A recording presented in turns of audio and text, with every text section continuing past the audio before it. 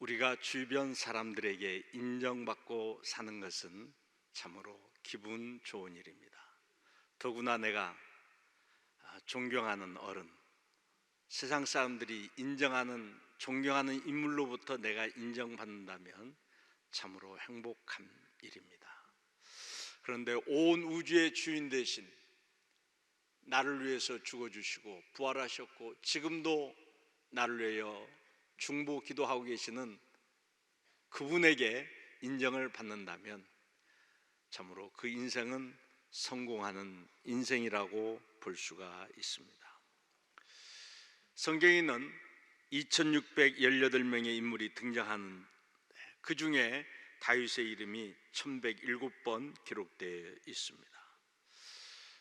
구약성경을 읽다 보면 다윗은 모든 인물사의 기준이 되는데요, 반복되는 단어가 있습니다. 다윗처럼 여호와를 온전히 섬겼다. 다윗처럼 여호와를 온전히 섬기지 못했다. 아무개는 다윗처럼 온전히 섬겼다. 아무개는 다윗처럼 온전히 섬기지 못했다. 다윗이 어떻게 신앙생활했기에 하나님 마음이 아픈 자가 되었고 모든 인물평가의 기준점이 될 수 있었을까? 참으로 그는 뛰어난 분입니다. 목동의 생활에서 왕까지 되었으니까 최고의 성공, 출세한 것 아닙니까? 세상적으로. 또한 예술적인 면도 뛰어나서 3000년이나 지났지만 그의 시를 여러분들이 다 암송하고 있어요. 셰익스피어나 톨스토이의 글은 몰라도 그의 시는 여러분들이 다 암송하고 있죠. 우리 시편 23편 한번 암송해 볼까요? 시작. 여호와는 나의 목자시니 내가 부족함이 없으리로다.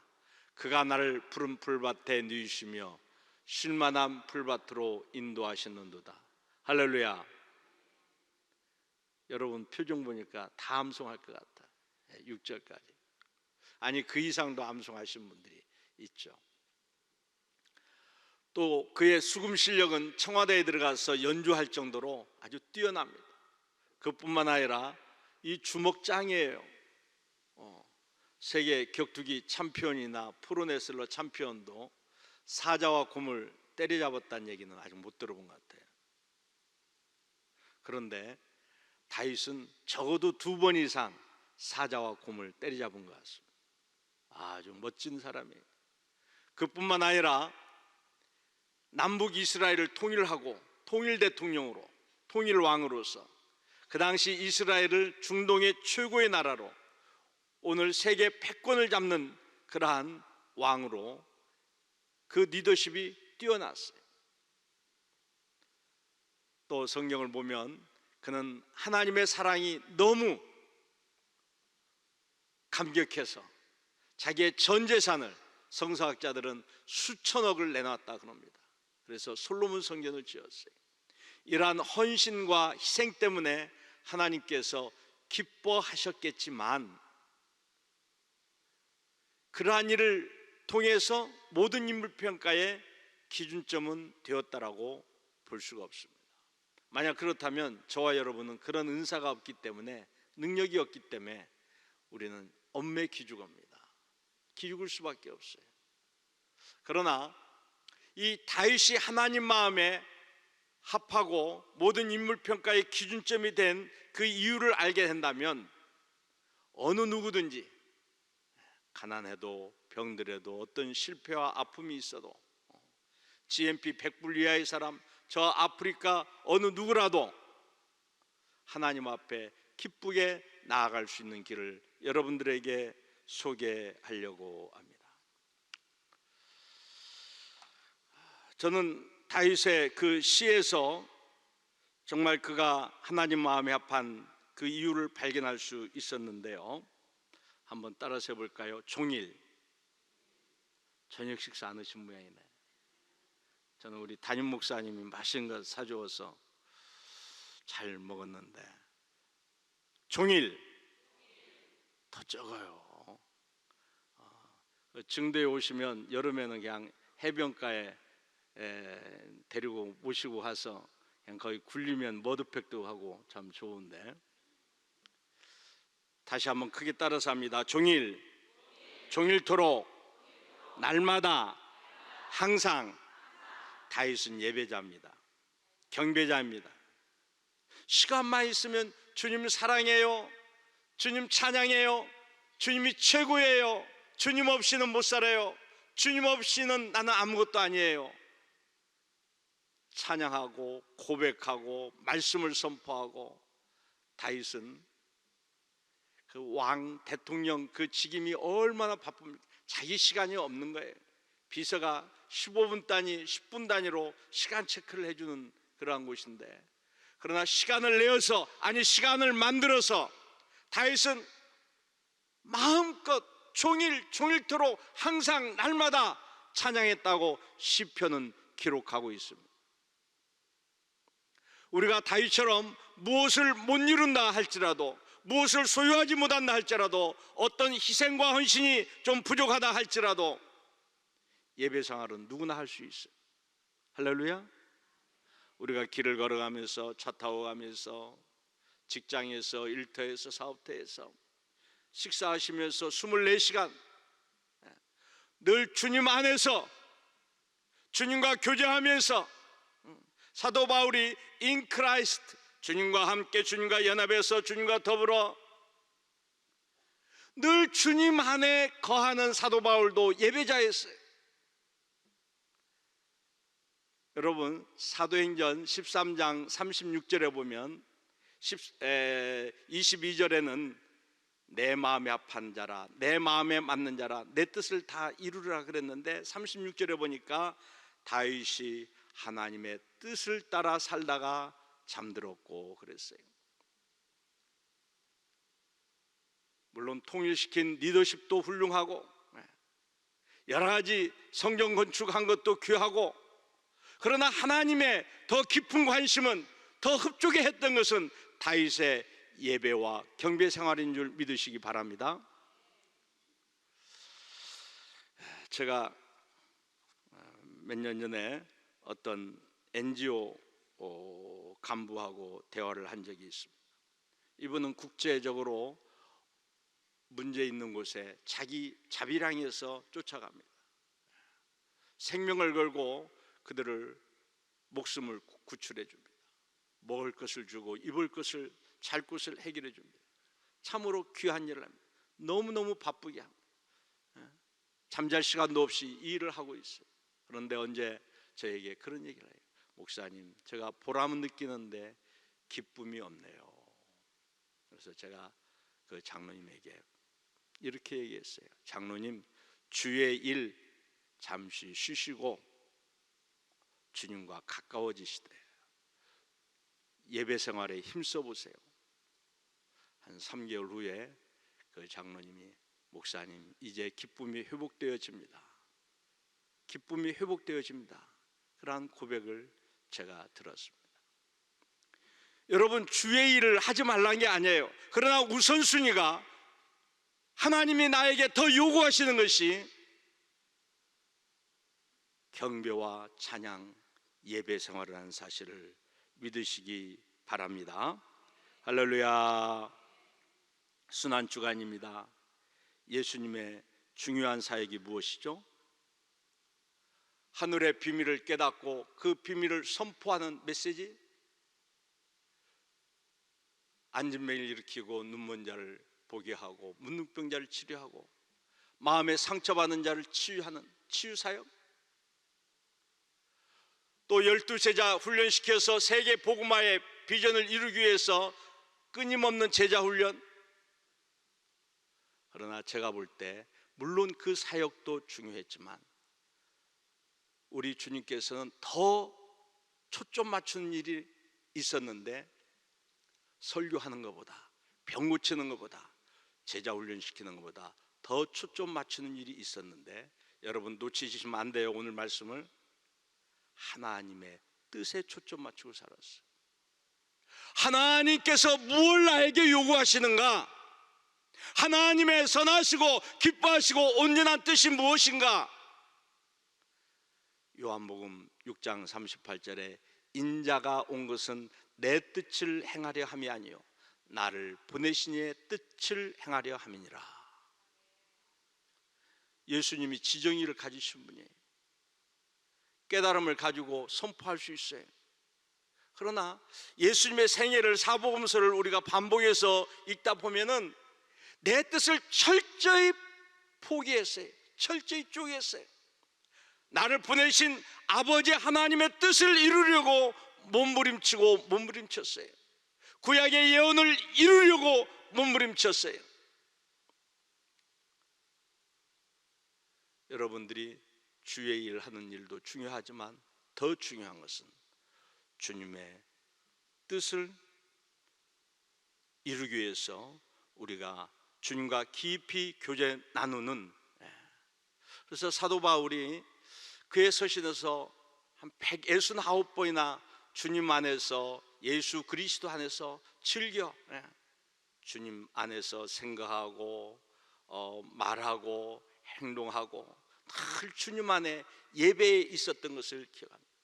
예배 생활에 있었기 때문에 고난과 핍박과 여러 가지 어려움을 당하지만 그의 서신에서 늘 감사와 찬양으로 가득 찼던 것을 기억하시기 바랍니다. 빌립보서 3장 7절 8절에 내가 유익하던 것을 내가 그리스도를 위하여 다 해로 여길 뿐더러 또한 모든 것을 해로 여김은 내 주 그리스도 예수를 아는 지식이 가장 고상하기 때문이라. 내가 그를 위하여 모든 것을 잃어버리고 배설물로 여김은 그리스도를 얻고 그랬습니다. 여러분, 바울이 배설물로 여긴 것은 세상의 성공 추세만이 아닙니다. 더 나아가서 영적인 하늘의 비밀을 깨달은 것도, 성경을 13권이나 쓰고 천국에 환상이 아니라 직접 갔다 왔잖아요.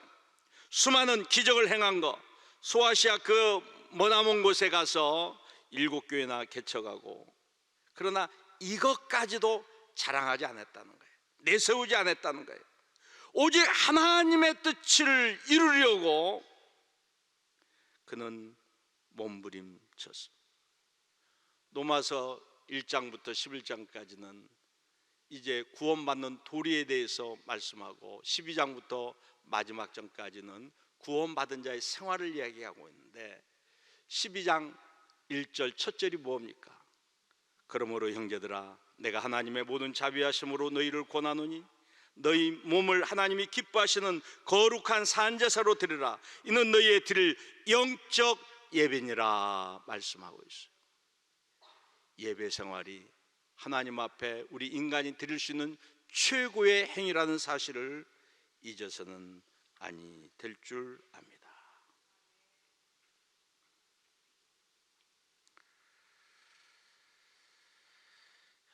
저는 문중경 순교기념관에서 1년에 한 7만여 명의 순례객들을 맞이하고 있습니다. 초교파적으로 요즘은 외국에서도 많이 오고 있습니다. 우리 문전사님은 예배자였습니다. 예배자였기 때문에 많은 그 열매가 있는데, 몇 가지 열매가 있는데, 첫째는 전도의 열매입니다. 논두렁 밭두렁 노두길 쉬지 않고 다닌 결과 증도 면민이 한 2,000명 되는데 90%가 복음화되었어요. 출석률이 한 60% 됩니다. 무당집, 점집, 사찰도 없는 아시아 최초의 슬로시티로 복음이 만든 아름다운 천사의 섬입니다. 40세의 전도자로 헌신하여 20년 동안 섬김의 삶을 통해 증도 면에서만 목회자가 159명이 나왔어요. 장로님이 81분이 나왔어요. 한 6교회를 직접 개척하셨는데 지금 신안군에 192개 교회입니다. 14개 면 단위를 보면요, 적어도 목회자만 700여 명 이상 나왔어요.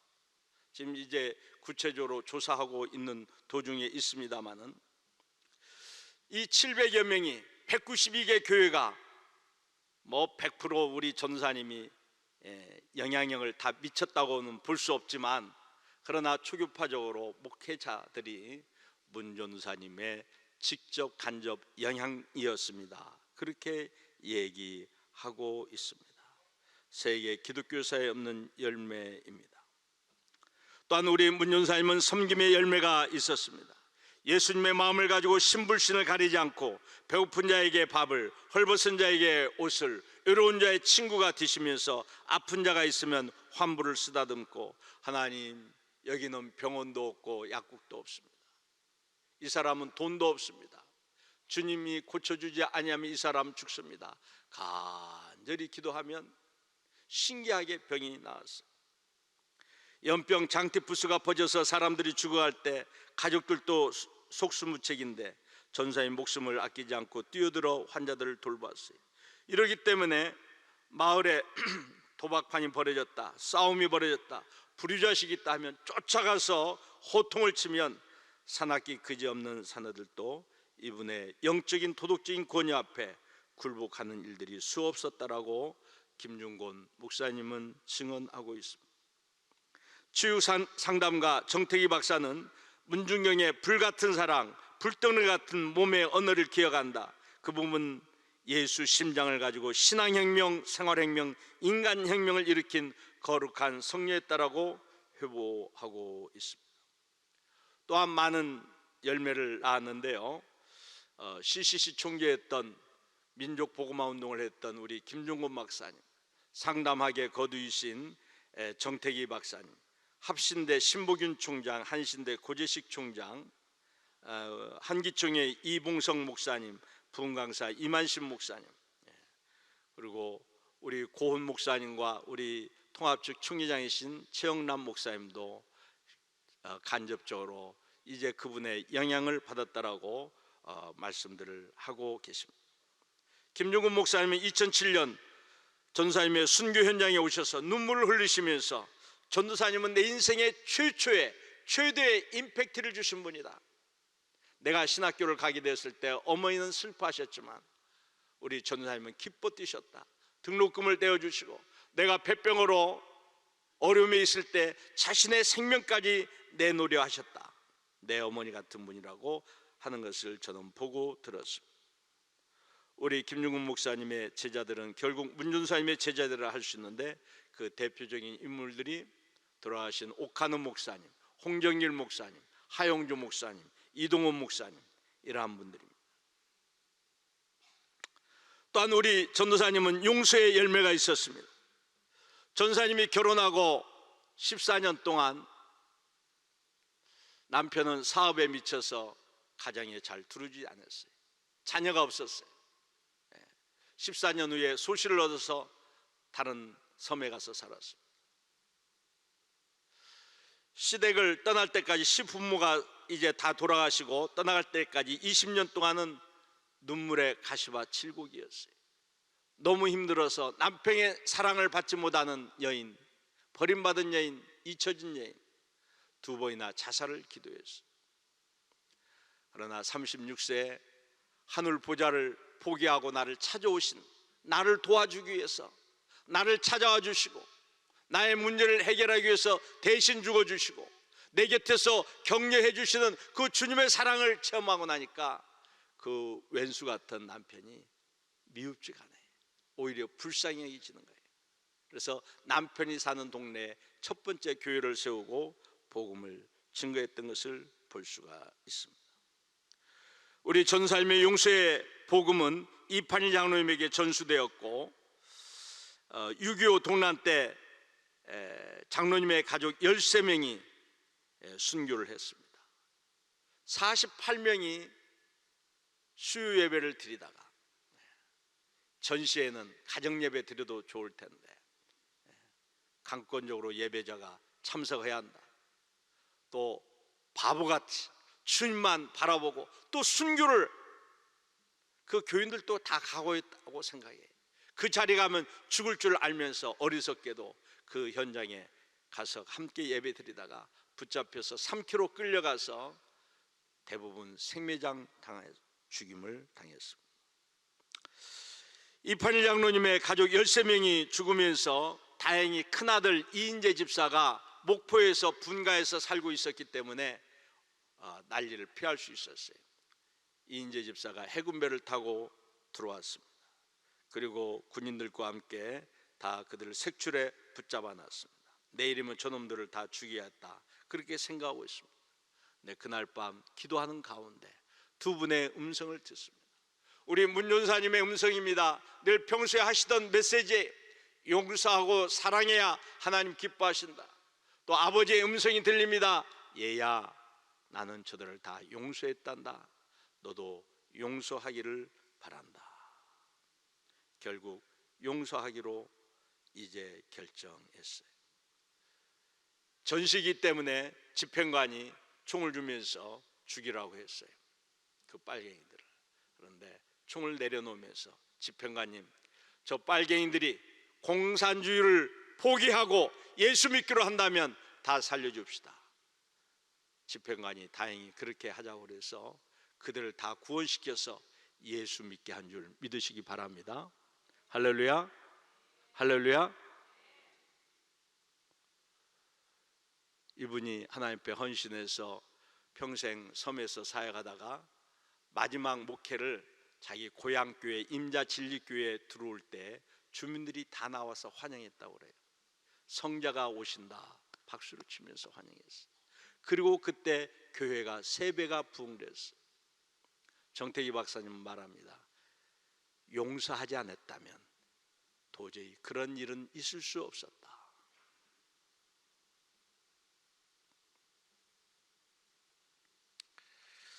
저희 가족도 6.25 때 정읍 소성면에서 이제 22분의 가족과 친척이 공산당에게 비참하게 죽임을 당했습니다. 선친께서 친구 임동선 목사님과 함께 6.25 직전에 방공 강연 및 전도 집회를 했어요. 6.25가 터지면서 저희 집이 집중 폭격을 당했습니다. 할머니는 교회에서 칼질 당하고 불태워 죽임을 당했고, 형은 끌려가다가 매맞아 죽었습니다. 그 외에도 죽창과 몽둥이와 칼로 온몸을 난도질했어요. 항문에 말뚝을 박아 죽이기도 했어요. 저희 어머니와 누나도 6.25 후유증으로 일찍 세상을 떠났습니다. 저희 가족은 쑥대밭이 되었습니다마는 하나님의 은혜로 이제 크게 번성했습니다. 아버지는 군산 중동교회에서 평생 사역을 하셨고, 작은아버지도 전주 태평교회에서 평생 사역을 하셨어요. 목회자가 37명이 배출되어졌습니다. 저희 자녀들도 선교사로 또 서울에서 사역을 하고 있습니다. 아버지 형제들은 그 가해자들을 다 용서했고 예수 믿게 했습니다. 저희 형님은 가해자들이 당한 고통이 크다 몇 차례 저한테 이해할 수 없는 말을 하기도 했습니다. 저희 집 가훈이 이사야서 6장 13절 거룩한 시인데요, 밤나무와 상수리 나무가 배임을 당하도 그 구루터기가 남아 있는 같이 거룩한 씨가 이 땅의 구루터기니라.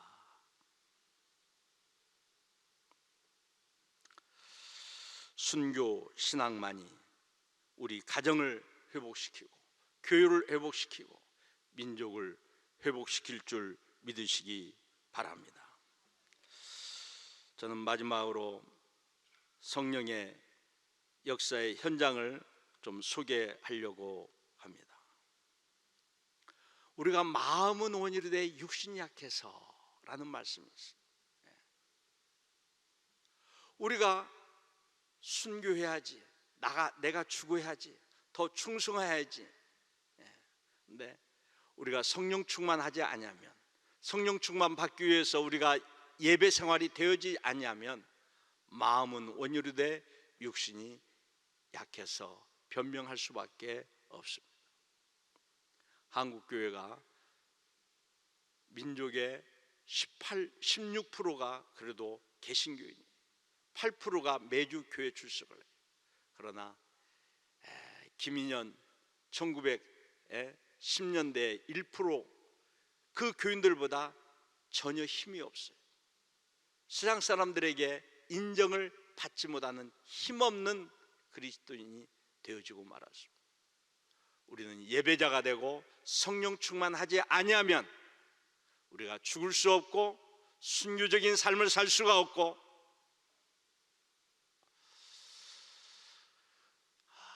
매년 18만 내지 19만 명이 순교하고 있습니다. 중동에서, 아프리카에서, 공산권에서, 북한에서 탈북한 사람들이 그때 선교사님들이 국경선에 그물망을 치고 있다가 데려다가 하루에 5시간씩 성경을 익힙니다. 3시간 이상 중보기도 시킵니다. 성경을 수백 구절 암송시킵니다. 이러다가 한 1년 훈련시켜 놓으면 거기에 그때 성령에 사로잡힌 자들이 자원해서 고향과 직장에 돌아가서 복음을 전하다가 순교한 자들이 많이 있다는 것을 기억해야 합니다. 2007년 분당 샘물교회 사건 아시죠? 단기 선교 23명이 갔다가 2사람이 죽임을 당했어요. 근데 2014년 1월 달에 제가 박은조 목사님과 아침 식사를 하는데 박 목사님이 그러시더라고요.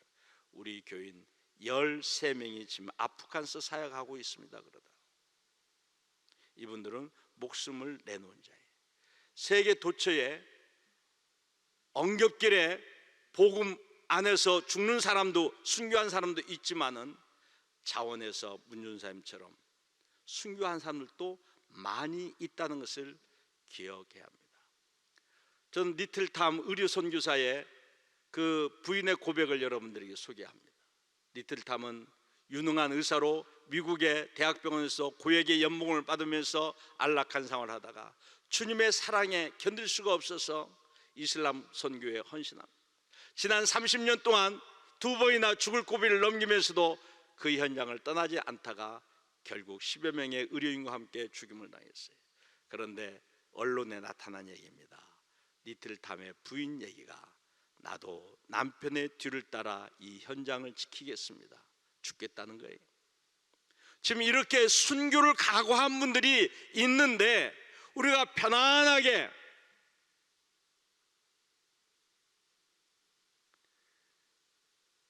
이런 얘기를 여러분들이 그냥 한번 들어보세요.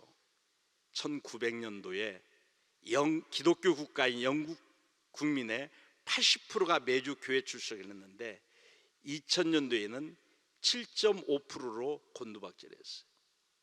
근데 2014년에는 1.7%만 매주 교회 출석을 해요. 같은 기독교 국가였던 독일 교회가 1.4%밖에 안 돼요. 프랑스가 1%입니다. 9.11 무역센터가 무너졌을 때 유럽 교회들은 하나님 죽었다 그렇게 선언을 했어요. 지금 이렇게 신앙이 없는 무기력한 이 시대에 우리가 회복하는 비결은 무엇이냐? 성령 세례받고 성령 충만밖에 없어요. 1904년 영국 웨일즈의 부흥운동을 저는 잘 압니다. 에반 노부츠를 중심한 예배 운동이 뜨겁게 펴질 때 이런 일화가 있어요. 법정에서 검사가 피고의 죄를 낱낱이 고발하는데 피고가 끔찍하지 않습니다. 그러니까 재판관이 우리 잠시 정회합니다. 그리고 저 피고를 위해서 우리 합심으로 기도합시다 했더니 조금 전까지 고발하던 검사도 변호사도 방청객도 합심으로 한 5분 기도가 났더니 피고가 눈물을 흘리면서 자기 죄를 고백하고 예수를 영접하는, 어떤 정치에 의해서 사회가 변화되는 것이 아닙니다. 성령의 역사로 변화되는 줄 믿으시기 바랍니다. 1905년 인도의 카시아에서 람바마이라는 젊은 과부가 젊은 청년들을 데리고, 과부들을 데리고 강력한 예배 운동을 할 때 불자동차가 쫓아왔어요. 불을 끌어왔는데 불은 붙었는데 꺼지지 않는 성령이 불이었어요.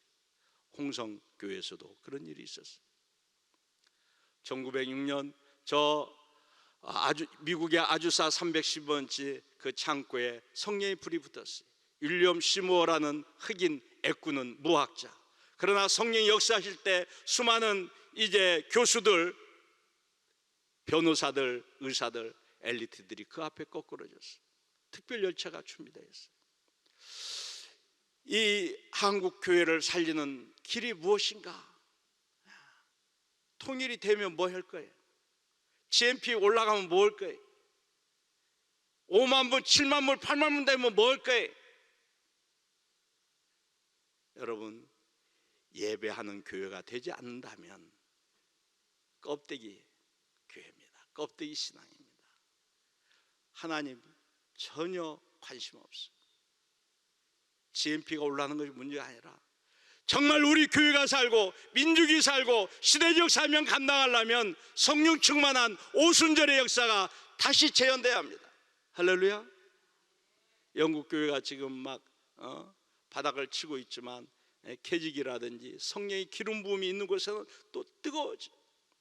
그러나 전 세계 전체적으로 지금 어려운 길을 가고 있다는 거예요. 우리 안산제일교회는 정말 비전 있는 교회가 되야 합니다. 오늘 낮 시간에도 말씀드렸지만 저 독일의 라이프치히의 니콜라이 교회는 교회가 창립된 지 850년이나 됐어요. 1982년도에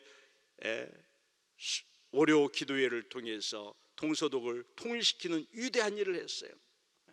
저는 우리 안산제일교회가 성령 충만한 오순절에 마가의 다락방이 되어져서 정말 이 지역사회를 복음화시키고 민족을 회복시키는 그러한 교회가 되어지기를 소원합니다.